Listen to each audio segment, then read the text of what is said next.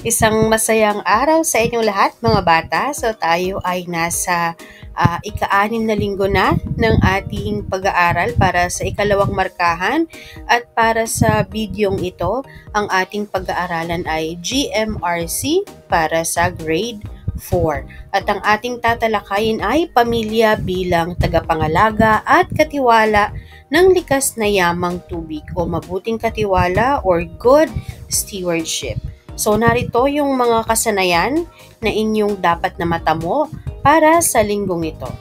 At para sa ating unang araw, so ating talakayin ang ating mga likas yaman, partikular na yung ating yamang tubig. Okay, so ang mga likas na yaman ay mga mineral na materyales mula sa daigdig na ginagamit upang suportahan ang buhay at matugunan ang mga pangangailangan ng mga tao. Anumang likas na sangkap na ginagamit ng tao ay maaaring ituring na likas na yaman. Ang langis, carbon, natural gas, metal, bato at buhangin ay likas na yaman. So narito ayusin ang mga titik upang makabuo ng mga salita na tumutukoy sa mga larawan ng mga halimbawa ng likas na yaman. So para sa ating unang larawan, nariyan nakikita natin ang halimbawa ng dagat. So ito yung ating West Philippine Sea. Ang ikalawa naman ay larawan ng isang lawa. Okay? Ang ikatlo naman ay talon o falls. At yung ika-4 ay ang ating ilog Pasig. So nawa, unti-unti manumbalik nawa ulit ang sigla ng ating ilog Pasig. Okay, at ano ba yung napansin ninyo sa mga larawang ating pinakita? So ito ay mga larawan ng ating mga yamang tubig. So sana patuloy nating ingatan ang mga yamang tubig natin. Nang sa gayon ay hindi rin tayo balikan ito sa hinaharap. So, kapag ang napakataas ng porsyento ng polusyon sa tubig, so maapektuhan syempre yung mga yamang dagat natin. At alam naman natin, ang mga yamang dagat natin ay nabibilang dito yung mga isda na isa sa ating mga pangunahing pinagkukunan ng pagkain. So, kailangan natin ingatan ang ating mga yamang tubig. So ngayon naman, kung ikaw ay papipiliin o magiging vendor, alin ka ba sa tatlo? Lupa, tubig, o hangin? So ipaliwanag ang iyong sagot. So pumili ka, no? Aling vendor ka ba? At ano ba yung nais mo? Kumbaga sa ano ba yung mga nais mo maging, no? Kung halimbawa ikaw ba ay airbender, land bender, water bender, or fire bender. Okay. So kung sabi nga dito, kung ikaw ay naatasan bilang pinuno o bender ng water tribe, ano ang iyong ipapahayag na plano at programa para mapabuti ang likas na yaman sa iyong lugar? No? Halimbawa, pinagbabawal mo na magtapon ng basura, lalong-lalo na mga plastic sa ating mga yamang tubig. Ano pa? Lagi dapat, kung halimbawa ikaw ay magiging pinuno ng water tribe, maaari natin ipag-utos na panatilihin na malinis yung mga lahat, no, maging kanal man yan o lahat ng daluyan ng tubig.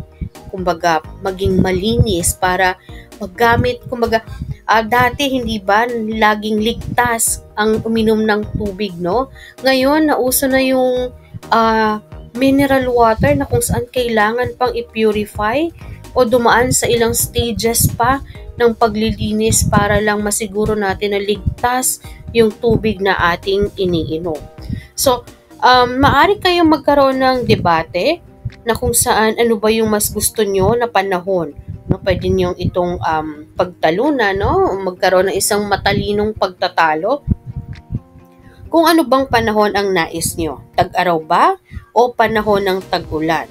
So, mga katagang dapat yung mabigas dito yung kalinisan, pamilya, at tubig. So, parang, kumbaga, parang wala ka ng gusto ngayon, ano? Kasi kapag tag-ulan, grabe yung mga bagyo natin. Sobrang lalakas, nagiging mas mapaminsala na siya kumpara sa mga bagyo na nararanasan natin. Ilang mga taon ang mga nakaraan. At kapag tag-init naman o tag-araw, matindi rin ang sikat ng araw. Hindi ba? Nagkakaroon na tayo ng suspension ng klase dahil sa tindi ng init na hindi naman natin to nararanasan lalo na nung panahon namin. Dahil nga naman ang pasok naman kasi ay natatapos pagdating ng panahon naman ng tag-araw. Pero kumbaga pag panahon naman ng tag-ulan, umuulan pero hindi naman nagiging madalas yung pagkakansela ng klase. Pero ngayon, maski panahon ng tag-araw, lalo na kung ang ating mga klase, katulad ng mga nakaraan ay umaabot ng Hunyo at Hulyo, talagang lalo na kapag umaabot tayo ng Marso at Abril sa loob ng silid-aralan, iba ang init na yung singaw, lalo nung init na ating nararanasan. So, ngayon, magkaroon kayo ng usapin at kailangan mabanggit ninyo yung mga salitang kalinisan, pamilya at tubig. Sa panahon ng tag-init at tag-ulan, kailangan panatilihin ang kalinisan. So ano pa man ang panahon, kailangan mapanatili natin ang kalinisan ng ating kapaligiran. Sa panahon ng tag-ulan, mas madaming masayang gawain sa loob ng bahay kasama ang pamilya. So ito naman yung isa sa mga magandang dulot naman, no? Kapag tag-ulan o hindi bagyong-bagyo. So kapag tag-ulan, nagkakaroon ng pagkakataon yung pamilya na mag-bonding sa loob ng kanilang tahanan. At sa panahon naman ng tag-init, mas pinakakailangan naman natin ang tubig, 'di ba? Kumbaga, dapat inom tayo ng inom lalo na ng mas maraming tubig kapag panahon naman ng tag-init. So, tayo ay may tungkulin sa ating sarili, tungkulin ng pamilya at tungkulin ng pamayanan sa pagpapanatili ng kalinisan ng tubig. Ibig sabihin sa madaling salita, ang bawat isa sa atin ay may tungkulin sa pagpapanatili ng kalinisan ng tubig. Okay, so ano ba yung tungkulin natin bilang isang mag-aaral sa pagpapanatili ng kalinisan ng ating tubig? So yung simpleng hindi pagtatapon ng basura sa mga yamang tubig natin. Hindi pagtatapon ng basura sa ilog, sa dagat, sa mga estero, sa mga lawa. At tungkulin ng pamilya, ganun din. Kumbaga, maaari rin na makilahok tayo sa mga clean-up drive na ginagawa sa ating mga ilog at sa kung ano mamang bodies of water na meron tayo sa malapit sa ating paligid. At tungkulin ng pamayanan na pangalagaan din syempre. Lalo na kung sila ay malapit at na yung kanilang pamayanan ay malapit sa mga dagat, malapit sa isang ilog o lawa, ay kailangang panatilihin nila at higpitan lalo na yung pagtatapon ng basura o kaya naman ay yung paggamit ng dinamita kapag nangingisda. So, yun naman yung ilang mga maaari nating sagot dito. So, para naman sa ikalawang araw, ang pagpapanatili ng kalinisan ng tubig ay napakahalaga sa maraming aspeto ng buhay.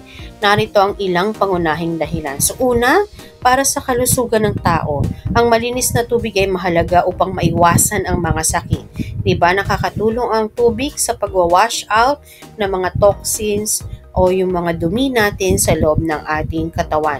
Ang kontaminadong tubig ay nagdadala ng mikrobyo at kemikal na maaring magdulot ng diarrhea, kolera at iba pang mga karamdaman. Kaya naman, kapag nakainom tayo ng tubig na kontaminado, so maaari rin tayong mapahamak nito. Kaya laging siguraduhin na yung iniinom nating tubig ay malinis, para manatili yung kalusugan ng ating katawan at gayon din makatulong siya para sa pagpapalabas ng mga dumi sa ating katawan, hindi ba? So talagang malaking tulong ang tubig sa ating buhay, lalo na sa kalusugan ng tao. Sa ekolohiya, ang malinis na tubig ay critical para sa mga ekosistema o yung tinatawag na ecosystem. Nakakatulong ito sa pagpapaunlad ng mga halaman at hayop at pinapanatili nito ang balanse sa kalikasan. So, syempre, kung tao kailangan ng tubig, ganun din yung halaman at mga hayop. So, ibig sabihin, lahat ng organismo sa daigdig ay nangangailangan ng tubig. Para naman sa agrikultura, mahalaga ang malinis na tubig para sa pagtatanim at pag-aalaga ng mga hayop. Ang kontaminadong tubig ay maaaring magdulot ng masamang epekto sa ani at sa kalidad ng mga produktong agrikultural. So, ganun din, kapag hindi maganda ang tubig o kapag may kontaminado, may napahalong kemikal na makakasama sa mga pananim, so maapektuhan yung paglaki nito at yung magiging ani o bunga ng mga pananim. Sustento ng komunidad. Ang mga komunidad na may akses sa malinis na tubig ay mas matagumpay at mas may kakayahang umunlad. Nagbibigay ito ng mas magandang kalidad ng buhay sa mga residente. So, minsan sabi nga nila, matitiis mo pa yung walang kuryente kaysa sa walang tubig. Diba? Lalo na nung mga nagdaang bagyo, nung mga nakaranas ng brownout, natitiis natin kahit papaano yung kasi nakakagawa tayo ng paraan. Pwede tayo magpaypay, hindi ba? Pwedeng kung may mga power bank para magkaroon ng charge yung mga batteries and cellphones natin. Pero iba kapag walang tubig, hindi ba? Anong gagamitin mong panghugas, pangbuhos sa toilet, di ba? Panghugas ng plato, panluto, at napakarami pang iba. So, kumbaga sabi ng nanay ko, maigi pa yung kakayanin pa yung walang kuryente kaysa mawalan ng tubig. Okay. So, sunod, pangangalaga sa yaman ng likas. Ang wastong pamamahala ng mga pinagkukunan ng tubig ay nakatutulong sa pag-iwas sa labis na pag-abuso at pagkapinsala sa mga ito na mahalaga para sa susunod na henerasyon. So, hayaan naman natin na yung inyong magiging mga anak sa hinaharap, mga magiging apo, ay makakita pa rin ng napakagandang mga talon, mga dagat, mga lawa. Huwag naman sanang dumating yung panahon na pupunta sila, akaso wala silang makitang malinis na tubig, di ba? Itim ang kulay, kulay kanal na, hindi na maganda. So, kailangan nating pangalagaan yung ating mga pinagkukuhanan ng tubig para mapreserba sila at ma-appreciate pa ng mga susunod na henerasyon. Pagsugpo sa kahirapan ng pagkakaroon ng akses sa malinis na tubig ay nakatutulong sa pagpapabuti ng kalagayan ng mga mahihirap na komunidad na nagbibigay ng pagkakataon para sa mas mabuting kalusugan at edukasyon. Kasi nga napakaraming gamit ng tubig. So sabi nga, dapat nga kung tutuusin, libre ang tubig. Pero hindi na yun uubra sa ngayon dahil talagang tumataas na yung level ng pollution. So kumbaga naubutan ko pa dati na hindi kailangan ng mineral water. Maglalagay ka lang ng kaunting purifier o panala sa tubig ay okay na, sa probinsya. Kukuha sila ng tubig malapit doon sa ilog, maghuhukay lang sila, tapos sasalain lang nila yung tubig gamit ng pwedeng puting tela, sasalain lang nila at yun na yung inumin nilang tubig. So, ngayon, hindi na. Kailangan ng mineral water ang inumin para masigurong malinis ang tubig na papasok sa ating katawan. So, ano nga ba ang mga pangunahing epekto ng kontaminadong tubig sa kalusugan ng tao? Paano nakakaapekto ang malinis na tubig sa agrikultura at produksyon ng pagkain? Ano-ano ang mga hakbang na maaring pinagkukunan gawin ang mga hakbang na maaaring gawin upang mapanatili ang kalinisan ng mga pinagkukuhanan ng tubig? Bakit mahalaga ang malinis na tubig sa pagpapanatili ng ecosystem?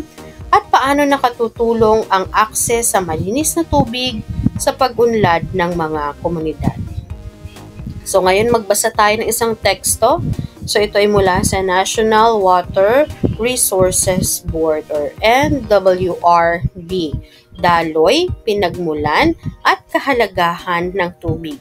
Kinukuha ng tubig ang mahigit 70% ng ibabaw ng lupa.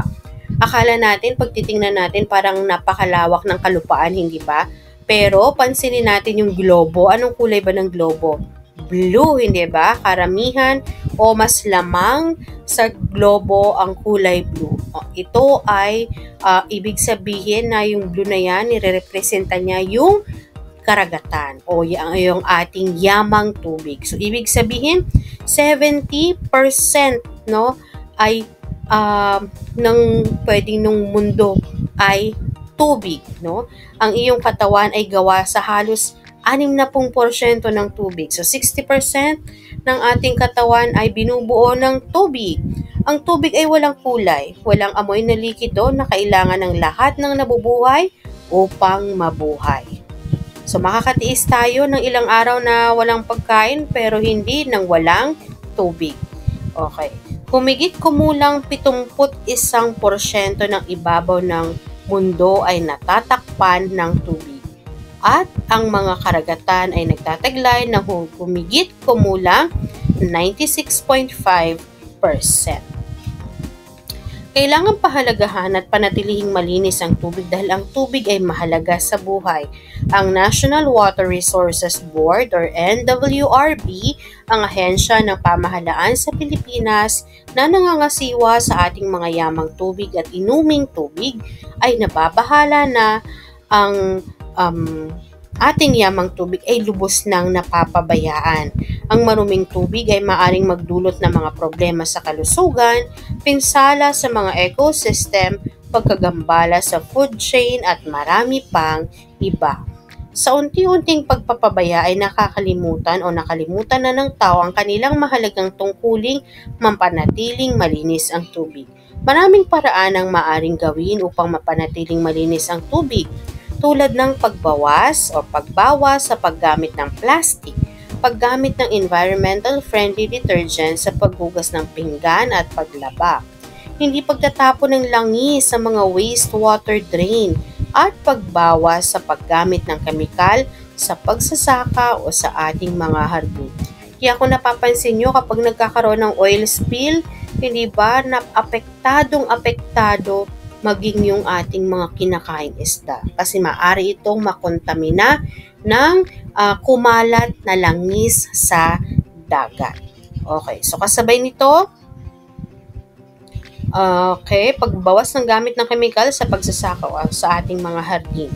Okay, so sagutin sa inyong kwaderno, ano ba yung porsyento ng tubig na natatakpan ang ibabaw ng Earth, yung ating mundo, ayon sa National Water Resources Board?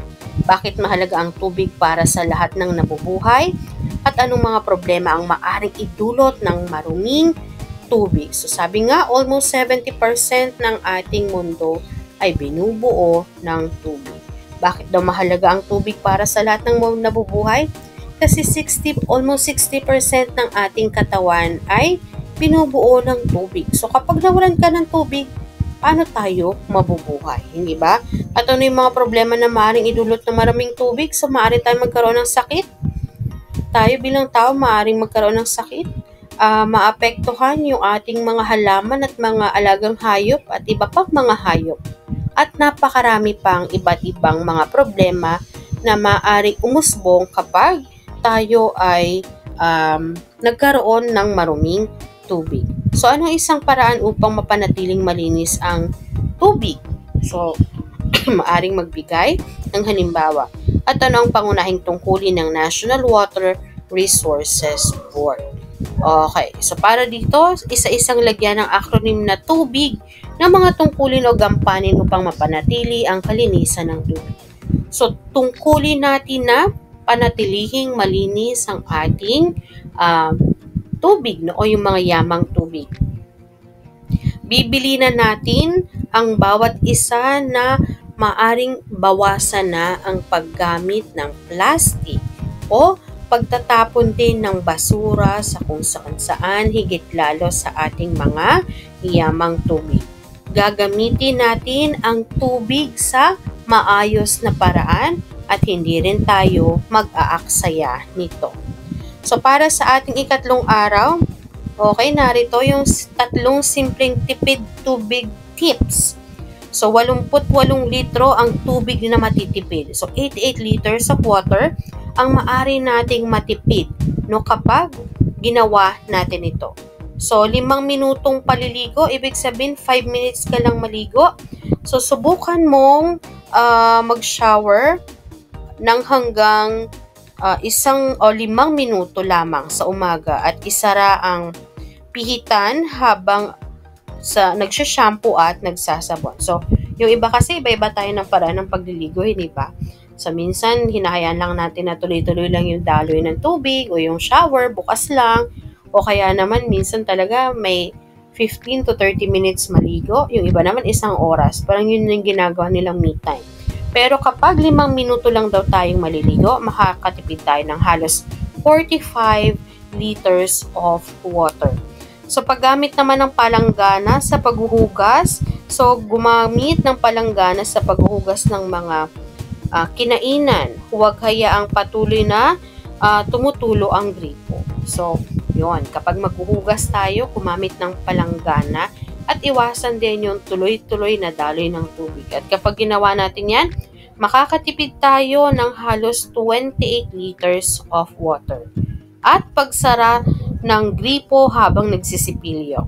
So, kalimitan, hinahayaan lang natin na bukas ang gripo habang tayo ay nagsisipilyo o nagtutoothbrush. So, sabi dito, isarado ang gripo habang nagsisipilyo at mas mainam na gumamit tayo ng baso. So, pamamagitan nito, tayo ay makakatipid ng 15 litro o 15 liters of water. So, sabi dito, may tungkulin ng pamilya na pag-ingatan ang tubig laban sa polusyon. May tungkulin din ng pamilya na magtipid sa gamit ng tubig upang maiwasan ang dagdag na bayaring pantahanan. Natutulungan ng iba pang pamilya sa natutulungan ng iba pang pamilya sa pamayanan kapag ang pamilya ay nag-iingat at nagtitipid ng tubig.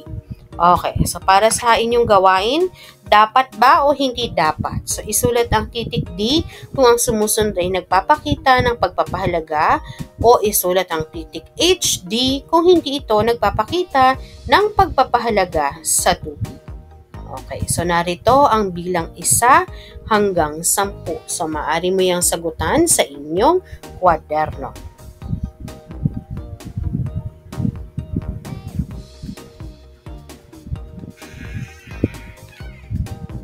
Para naman sa iba pang gawain, so isa-isang lagyan ng acronym na pamilya ng mga tungkulin o gampanin upang mapanatili ang kalinisan ng tubig at maging huwarang modelo sa kalikasan. So, palagi naming gagamitin ng maayos at hindi mag-aaksaya ng tubig. O palagi naming isasara ang gripo kapag hindi naman kailangan. O palagi naming gagamitin ng wasto, palaging isasara ang shower habang nagsasabon at nagsha-shampoo. Minsan naming napabayaan na bukas ang gripo at nasayang ang tubig. Lahat kami ay mangangako na simula ngayon ay gagamitin na ng wasto ang tubig at hindi na magsasayang pa. Yayakagin namin ang aming kapitbahay upang sama-sama kaming magtipid ng tubig.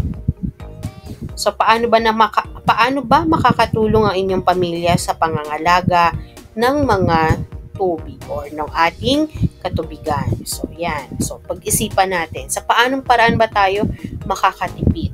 So, gumamit ng mga balde, mga batya, no? So, sa halip na mag-shower na patuloy lang ang daloy ng tubig, so magtabo-tabo na lang halimbawa. Okay, para sa ating ika-4 na araw, so ano-ano ba yung pamaraan o pamamaraan sa pangangalaga ng tubig bilang bahagi ng ating kalikasan? So una, meron tayong tinatawag na wastewater treatment. Ang wastewater treatment ay binubuo ng pag-alis ng mga pollutant mula sa wastewater sa pamamagitan ng physical, chemical o biological na proseso.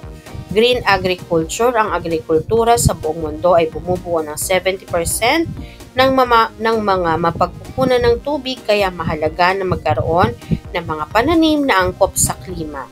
mahusay na patubig na nagpapababa ng pangangailangan para sa produksyon ng pagkain na matipid sa tubig at enerhiya. Mayroon din tayong tinatawag na storm water management.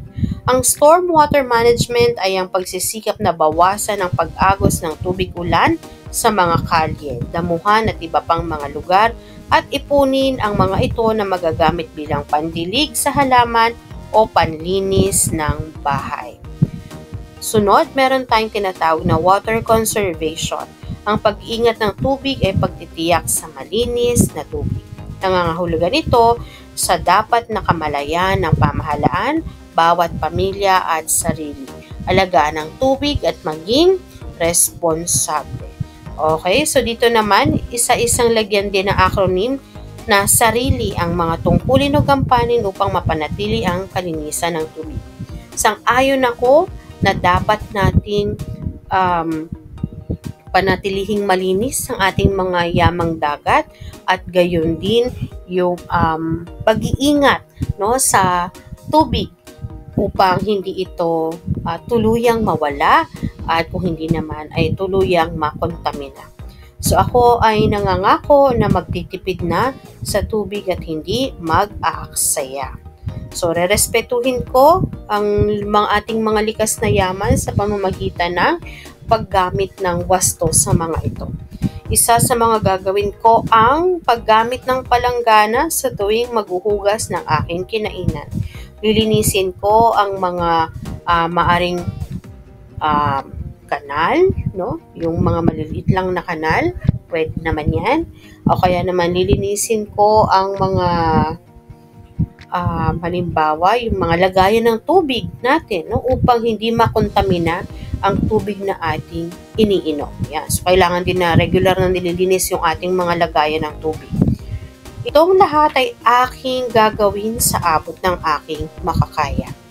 Okay, so paggawa ng liham ng pasasalamat, so gagawa kayo ng isang maikling liham ng pasasalamat sa ating likas na yaman, lalo na sa tubig. Munting pasasalamat sa lahat ng binibigay sa atin sa araw-araw. Okay, so narito yung ating pagninilay sa pagkatuto. So ito ay maaari mong gawin. Basahin lamang ng tahimik at magnilay mula sa inyong nabasa. Isulat sa papel at lagdaan pati ng inyong mga magulang.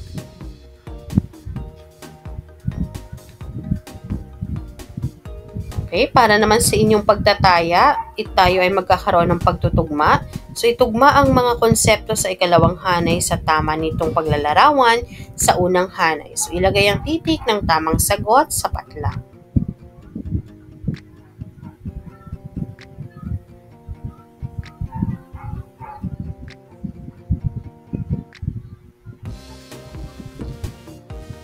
Para naman sa panghuling gawain, tama o mali. So, isulat sapat lang ang tama kung ang pangungusap ay tama at isulat naman ang mali kung ang pangungusap ay hindi tama.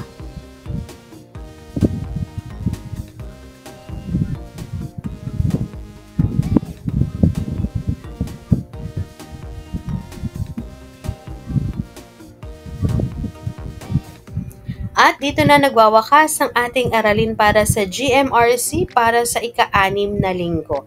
Ako si Teacher Aiza, maraming salamat sa inyong pagtutok sa ating mga aralin. Hanggang sa susunod, paalam!